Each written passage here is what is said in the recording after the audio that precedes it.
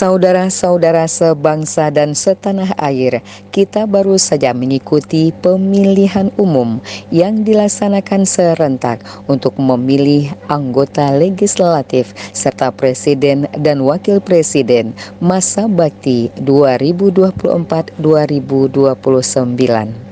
Pertanyaannya, apakah sirkulasi kepemimpinan ini mampu mengangkat harkat, martabat, dan kesejahteraan rakyat, atau pesta demokrasi ini hanyalah sekadar arisan kekuasaan elit politik?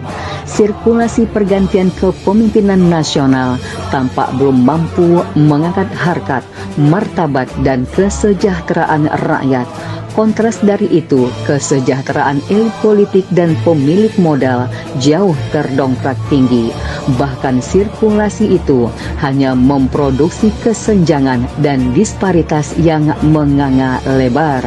Akhirnya rakyat bertanya, apa hasil gonjang-ganjing elit politik selama ini? Sejak proklamasi kemerdekaan, seyoknyanya bangsa Indonesia telah mampu melepaskan nasib anak bangsa dari belenggu penderitaan. Pada faktanya, penjajahan dalam format baru belum mampu dienyahkan. Kekuasaan ekonomi masih diakumulasi oleh segelintir orang dengan sokongan kuasa politik. Fakta telanjang masih akrab terlihat, penjajahan masih dilakukan oleh bangsa sendiri. Pemodal kakap dan komprador domestik berkolaborasi dengan bangsa asing. Sumber daya ekonomi bangsa akhirnya dikuasai korporatokrasi global, sehingga kemerdekaan substantif hanya sekadar imajinasi yang tidak pernah terwujud karena disandera oligarki kepentingan ekonomi dan politik.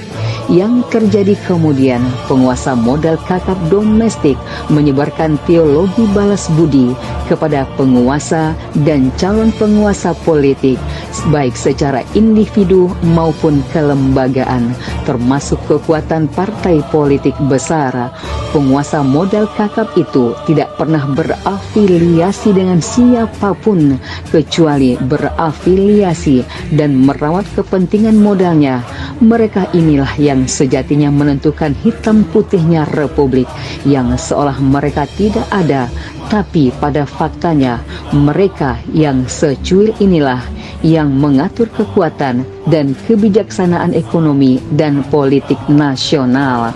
Untuk mengembalikan kedaulatan ekonomi dan politik kepada pemilik syah dan pecinta sejati negeri ini, kami kader Partai Umat mengajak seluruh rakyat Indonesia untuk berjuang bersama kami melakukan gerakan revolusioner untuk membebaskan negeri ini dari penjajahan ekonomi dan politik oleh oligarki melalui revolusi ekonomi.